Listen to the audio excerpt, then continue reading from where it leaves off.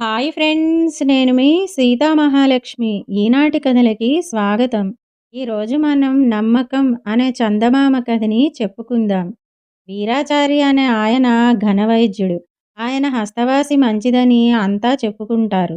దళప్ప అనేవాడు వైద్యం నేర్చుకునేందుకు ఆయన వద్ద శిష్యుడిగా చేరాడు. గురువు ప్రతిభ చూస్తే వాడికి అంతటి వాణ్ణి కావటం సాధ్యమా అని భయంగానూ అసూయగానూ ఉండేది. ఇదిలా ఉండగా ఆ గ్రామంలోనూ చుట్టుపక్కల కొత్త రకం జబ్బు మొదలైంది. అది వచ్చిన వారికి ఆకలి దప్పులు నశించి అన్నహితవు పోయి క్రమంగా క్షీణించిపోతున్నారు. అందువల్ల ఆ చిత్రమైన జబ్బుకు క్షీణరోగం అన్న పేరు వచ్చింది. ఈ క్షీణరోగ నివారణకు వీరాచారి వద్ద మందులేమీ లేవు. ఆయన 4 రోజుల పాటు ఎంతో కృషి చేసి వైద్య గ్రంథాలన్నీ తిరగేసి మొత్తం మీద ఇలాంటి లక్షణాలకు నివారణోపాయం తెలుసుకున్నాడు. అందుకు కావలసిన మూలికలన్నీ దళప్పను సేకరించమన్నాడు. దళప్ప మూలికలు సేకరించేటప్పుడు అటువంటివే వేరే మూలికలను కూడా సేకరించి వేరే ఉంచాడు. గురువు ఆధ్వర్యంలో మందు తయారు చేసి గుళికలను చేశాక వాటిని జాడీలో నింపాడు. కానీ గురువుకి తెలియకుండా తను తెచ్చిన వేరే మూలికలను ఉపయోగించి మరొక రకం గుళికలు తయారు చేశాడు. ఇంతవరకు వచ్చాక మర్నాడు వాడి వీరాచారితో, గురువర్య, క్షీణరోగం చాలా ప్రాంతాల వ్యాపించి ఉంది.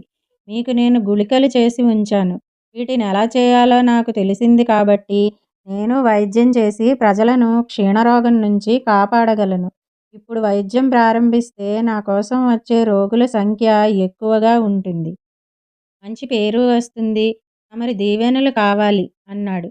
ఇందుకు వీరాచారి తల అడ్డంగా ఊపి, వైద్యం తెలియడం వేరు, వైద్యం చెయ్యడం వేరు. నువ్వింకా సంవత్సరం పాటు నా వద్ద ఉంటే తప్ప సొంతంగా వైద్యం చెయ్యలేవు.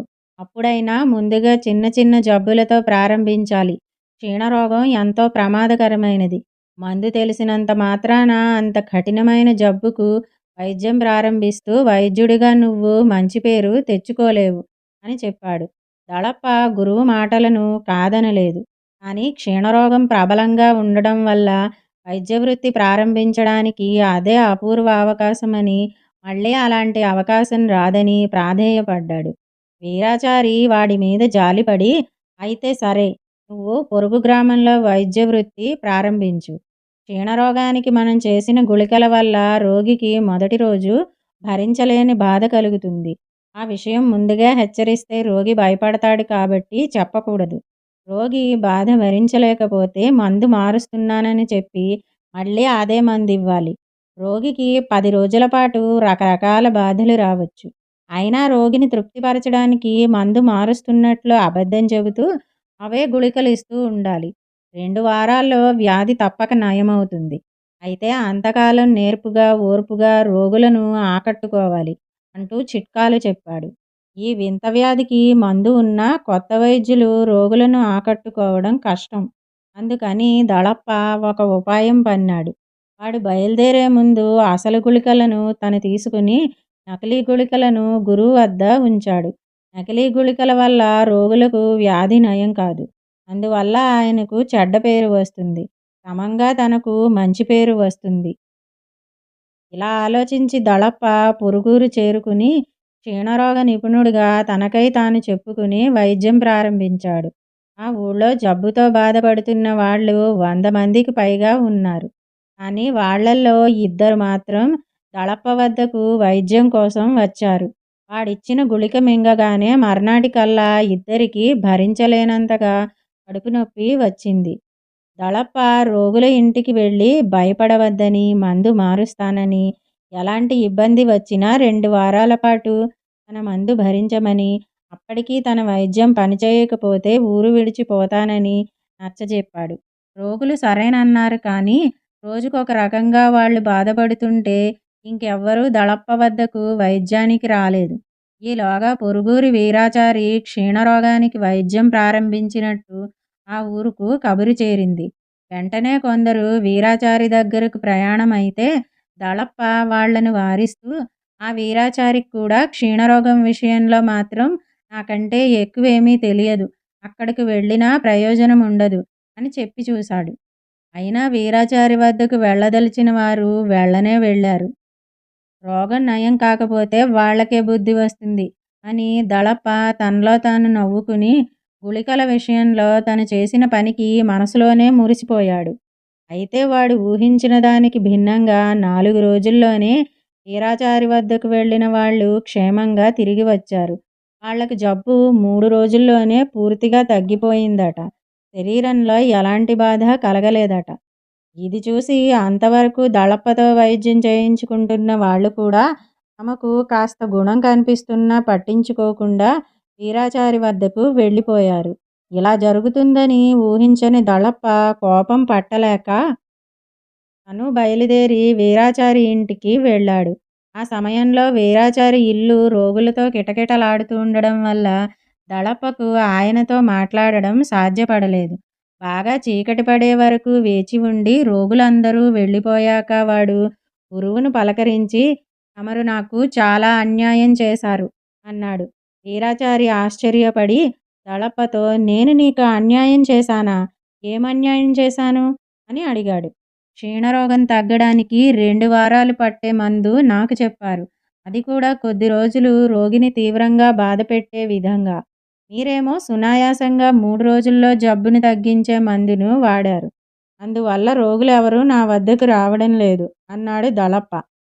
ఇది విని వీరాచారి ఆశ్చర్యపోయి నువ్వు తయారు చేసి ఇక్కడ వదిలిపోయిన మందునే నేను రోగులకు వాడుతున్నాను. ఈ మందు విషయంలో నేనేమీ నీ దగ్గర దాచిపెట్టలేదే. ఏ ఏ మూలికలు అవసరమో వాటిని ఏ ఏ పాళ్లలో కలిపి మందు ఎలా తయారు చేయాలో అంతా వివరంగా నీకు చెప్పాను. నీ చేతనే ఆ మందు తయారు చేయించాను కూడా అన్నాడు. ఈ మాటలు వింటూనే దళప్ప తెల్లబోయాడు.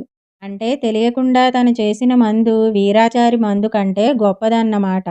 వీరాచారి వైద్య గ్రంథాలు క్షుణ్ణంగా పరిశీలించి తెలుసుకున్న మందు కంటే తన ఊహకు తట్టిన మందు ఇంకా గొప్పదన్నమాట. ఈ విషయాన్ని దళప్ప వీరాచారికి చెప్పి గురువర్య, నా ఊహ ముందు మీ వైద్య శాస్త్ర జ్ఞానం తీసికట్టు. ఇక నుంచి నాకు తోచిన మందులు తయారు చేస్తుంటాను. వాటితో మీరు రోగులకు వైద్యం చేయండి. మీ ఆదాయం ఇంకా పెరుగుతుంది. నా గొప్పతనాన్ని గుర్తించి మీ ఆదాయంలో నాకు సగం వాటా ఇవ్వండి అన్నాడు ఉత్సాహంగా. ఆ మరుక్షణం వీరాచారి ముఖం కోపంతో ఎర్రబడింది. ఆయన తీవ్ర స్వరంతో మూర్ఖుడా, క్షీణరోగానికి నేను చేయమన్న దానికి బదులు వేరే మందు చేసి ఆ విషయం నాకు చెప్పకుండా దాచిపెడతావా? ఇది క్షమించరాని నేరం. ఇందుకు నిన్ను న్యాయాధికారికి అప్పగించవలసి ఉంటుంది అన్నాడు. గురువు నేనాడు అంత కోపంలో చూడని దళప్ప భయపడుతూ నేను చేసిన మందు మీకు మేలే చేసింది గదా అన్నాడు. వీరాచారి శాంతించి దళప్ప తయారు చేసిన మందు వివరాలు తెలుసుకుని ఇందులో క్షీణరోగాన్ని కుదిర్చే ఔషధాలు ఏమీ లేవు. ఈ మందును నువ్వు క్షీణరోగులకు ఇచ్చి ఉంటే చచ్చి ఉండేవారు. ఈ క్షణం నుంచి ఈ గుళికలను వాడడం మానేస్తాను. రాత్రికి రాత్రే అసలు మందును తయారు చేసుకుంటాను అని అప్పటికప్పుడు మూలికలను సేకరించి దళప్ప చూస్తుండగా ఆ రాత్రి ఆయన కష్టపడి మళ్ళీ గుళికలు తయారు చేశాడు. ఆ తర్వాత దళప్ప వీరాచారి ఇంటనే ఉండి ఏం జరిగేది గమనించాడు. క్షీణరోగులు అసలు గుళికలను సేవించి సునాయాసంగా 3 రోజుల్లో మామూలు మనుషులయ్యారు. ఇలా ఎందుకు జరిగిందో దళప్పకు అర్థం కాలేదు. అప్పుడు వీరాచారి ఆయనతో మనిషి జబ్బులకు అప్పుడు వీరాచారి దళప్పతో మనిషి జబ్బులకు మందులే కాకుండా నమ్మకం కూడా ఒక్కొక్కసారి అద్భుతంగా పనిచేస్తూ ఉంటుంది. నా మందు మీద నమ్మకంతో, నా వైద్యం మీద గురితో రోగులు నా వద్దకు వచ్చారు. వారి వ్యాధి నయమైంది. కానీ ప్రతిసారి అలా జరగదు. కాబట్టి నువ్వు చేసింది చాలా పెద్ద తప్పు. రోగుల జీవితాలతో చెలగాటం ఆడుకునే నీలాంటి వాడికి వైద్య వృత్తి తగదు. నువ్వు మరే వృత్తినైనా చేపట్టు. వెళ్ళు అన్నాడు. గురువు మాటలు నిజమేనని గ్రహించిన దళప్ప మారు మాట్లాడకుండా తల ఉంచుకుని అక్కడి నుంచి బయటపడ్డాడు. ఇదండి నమ్మకం కథ. ఈ కథ కనుక మీకు నచ్చినట్టయితే లైక్ చేయండి. ఈ కథని మీ స్నేహితులకు షేర్ చేయండి. కథపై మీ అభిప్రాయాన్ని కామెంట్ రూపంలో తెలియజేయండి. మరిన్ని మంచి కథల కోసం మా ఛానల్ను సబ్స్క్రైబ్ చేసుకోండి. మళ్ళీ మరొక మంచి కథతో కలుసుకుందాం. అంతవరకు వింటూనే ఉండండి ఈనాటి కథలు.